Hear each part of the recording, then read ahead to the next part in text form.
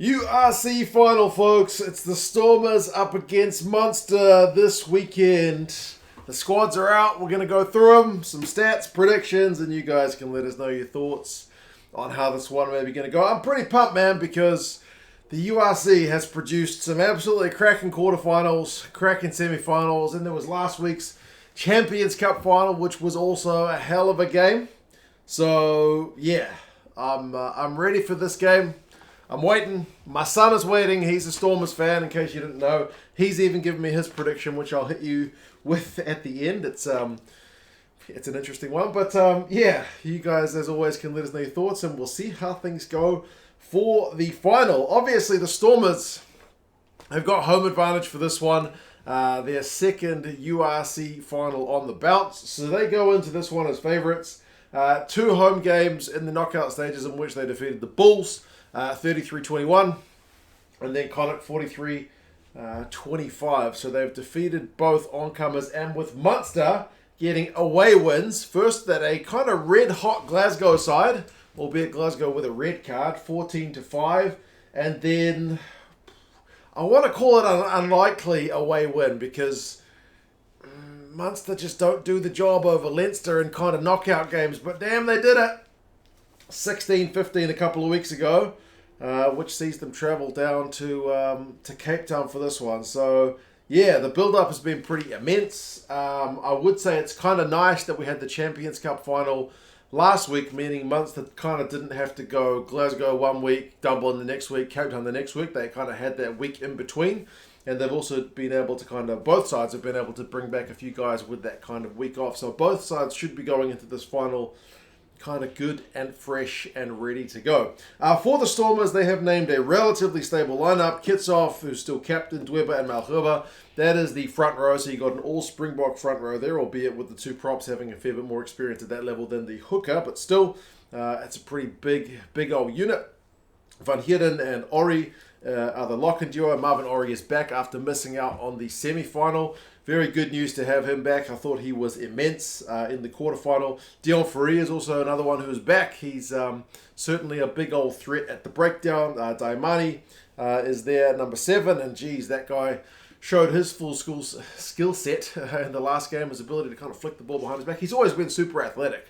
But, yeah, he's just taken his game to another level, hasn't he? And then Roos is there at number 8. So it's pretty stable with just the changes with Orie and Fourie coming back in. Herschel, Jantjies and Manie Libbok is the 9-10 combo.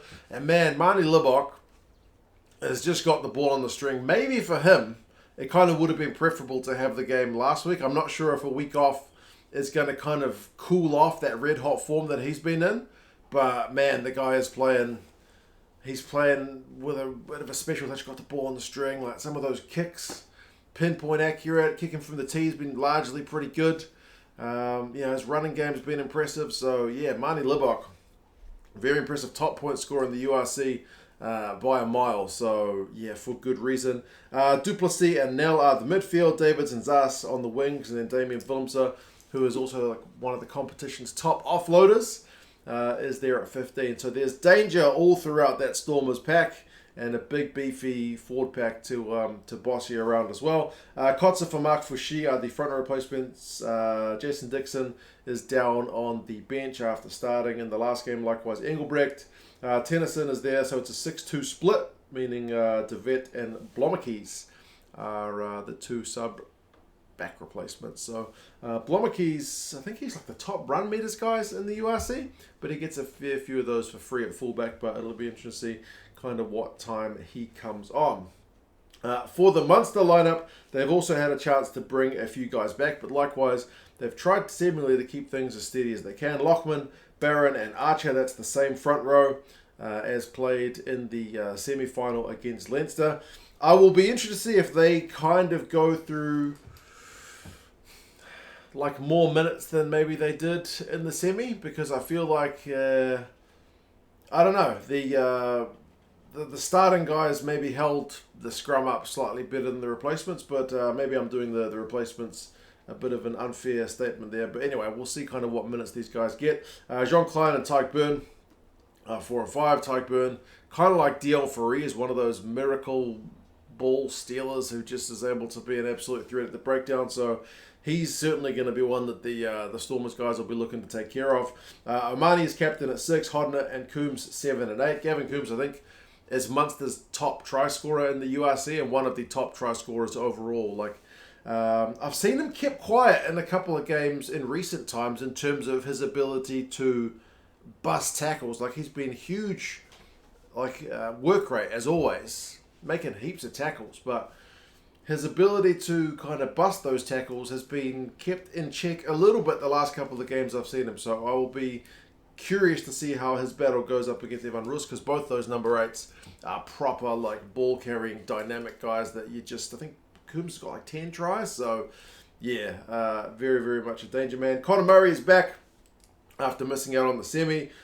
Jack Crowley shifts to number 10 after that kind of famous droppy that he got against Leinster. We've seen a few teams fail to take drop goals in recent weeks, but Munster was not one of them. So we know he's got that in his pocket if this game does go down to the wire. Fekitoa is also back, so he's in at 12. Frisch is there at 13. And Frisch has been a real danger man as well. Like, his battle up against Nell in the midfield is certainly going to be one to watch, because both of those guys are really elusive runners. Calvin Nash is on the right wing, Shane Daly's on the left, and then Mike Haley is there at fullback. So yeah, both of these sides have got, I mean, it's a final, so it's the way it should be, but they've both got game breakers all around the park.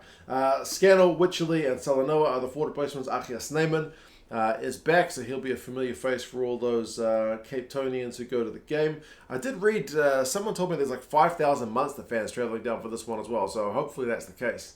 I would like to see them packing out the stadium, as well as the kind of 50-odd thousand South African fans who'll be there too. Kendall and Casey are 20 and 21. Ben Healy's down to the bench alongside the experienced Keith Earls. So, yeah, two pretty good looking lineups.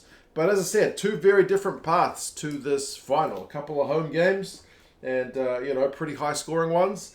A couple of away games, low scoring, more arm wrestles. But, yeah, I don't know how it's going to go. The recent result between the teams was actually a Munster win by 2 points, 26-24 in Cape Town earlier this year. So mentally, I'm not sure if that gives the Munster guys that kind of extra bit of confidence. Stats-wise, man, the Stormers, if you think, like, man, watching the Stormers is kind of fun. I like watching the way they play. Like, they play an attractive game. Well, the stats would agree with you. Most offloads, most clean breaks, but also one of the best scrums in the URC. Very dangerous kicking game, as evidenced by the semi-final for sure. For Munster, though, second for offloads. Who would have thought that? At least, last year, under the old coaching regime, it's been such a turnaround. Third for run meters, fourth for defenders beaten. So Munster certainly a big attacking threat as well. Both sides tackle at 88%, so both sides kind of quite happy to get in there and do a bit of the dirty work. It is on at the Cape Town Stadium, DHL Stadium. The pitch is probably not going to be the best. I've been told multiple times it's going to be relayed in the off-season, so we look forward to that, but we're going to have to see how this pitch holds up for one more game before they can relay the turf. It's been a little bit slippery underfoot, tends to break up, especially at scrum time, but it was a football stadium initially, right? So maybe not really designed for the rigours of rugby union. It's on at 6:30 local time, which I think is 4:30 for you guys at GMT, which will be 4:30 in the morning for those of us on this side of the world. So it's going to be an early wake up for me, but hey, 4:30 is better than 2:30, so I will certainly take it. Andrea Piatti is the ref, the Italian. It is on Flow Rugby for you guys in the States. I'll put a link down to Flow in the description. Remember, they got the URC, Super Rugby, Top 14 Curry Cup, so they got loads of rugby if you want to check that out as well. Predictions-wise, the bookies have got the Stormers by 5. The Rugby Forecast algorithm has got the Stormers by 7. So both kind of having it as a one-score game there or thereabouts. My son, who is a staunch Stormers supporter, I can't get him converted to the Blues just yet.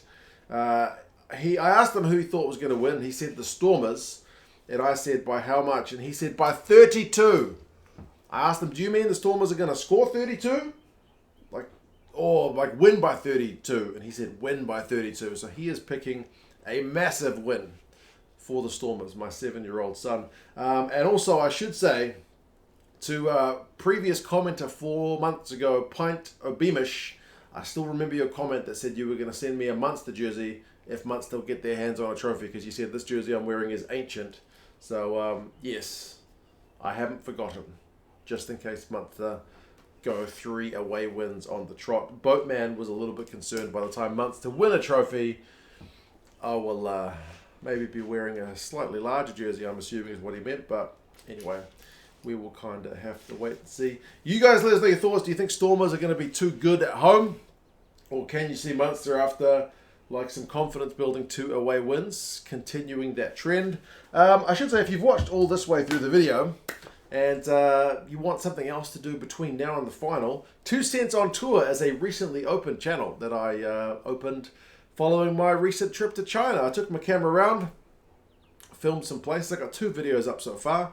Saw some places and talked to some locals in as best Chinese as I could. So I'll put a link down to that channel in the description as well. If you would go check it out, maybe give it a subscribe if you want. Check out the videos anyway. Hopefully something a bit different. But yeah, appreciate it if you would give it a wee look. But there you go. You guys let us know your thoughts. Stormers Munster. I'm very much looking forward to it despite the 4:30 kickoff time. I'll be getting up to watch it. You guys let us know your thoughts. And yeah, I'll talk to you guys again soon. See you later.